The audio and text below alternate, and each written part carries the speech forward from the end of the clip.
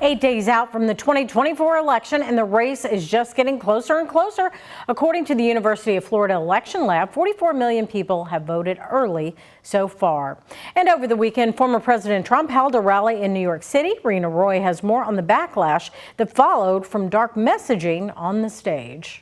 Growing outrage around the country after racist and inflammatory remarks at a rally for former President Trump in New York City. Comedian Tony Hinchcliffe taking the stage and taking aim at Puerto Rico, a U.S. territory. I don't know if you guys know this, but there's literally a floating island of garbage in the middle of the ocean right now. Yeah, I think it's called Puerto Rico.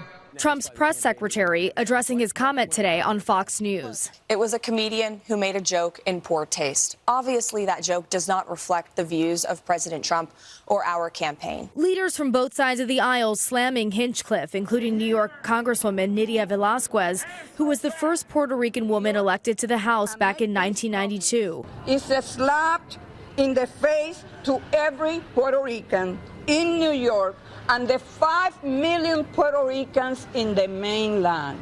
And we will hold you accountable on November 5th. Republican Senator Rick Scott of Florida, home to over 1 million Puerto Ricans, writing, "It's not funny and it's not true." And some lawmakers saying the comment is a reflection on Trump and his campaign. We're the hot topic for them today. But in the past, it's been Venezuelans, it's been Dominicans, it's been Mexicans. We've been garbage, we've been criminals, we've been drug traffickers, we've been everything other than respectable citizens. After the rally, Vice President Harris releasing this video, referencing Trump's response to Hurricane Maria, which devastated the island in 2017. Puerto Ricans deserve better. A-list Puerto Rican celebrities like Bad Bunny, Jennifer Lopez, and Ricky Martin reposting it in support of Harris to their millions of followers. They understand that they want a president of the United States who's about uplifting the people and not berating, not calling America a garbage can. As for the comedian, he did not apologize for any of those comments. This is not the first time Hinchcliffe has made racist comments or so-called jokes, many questioning why the Trump campaign would even invite someone with that history as they try to win that key demographic. Rena Roy, ABC News, New York. Well, former First Lady Michelle Obama joined Vice President Kamala Harris on the campaign trail in Michigan as both campaigns enter the final week before Election Day. Harris today focusing on manufacturing in Michigan, campaigning with vice presidential candidate Tim Walz for the first time in months. While millions have already cast their ballot early, in-person voting for the presidential election will wrap up Tuesday, November 5th.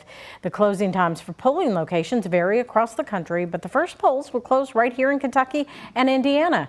The first polls are scheduled to close at 6 p.m. Eastern in most of Indiana and Kentucky. Then closings come in waves after that, depending on state and location. Always be sure to double-check local guidelines before you plan to head to the polls. You can see a full state-by-state guide of voting times on our website.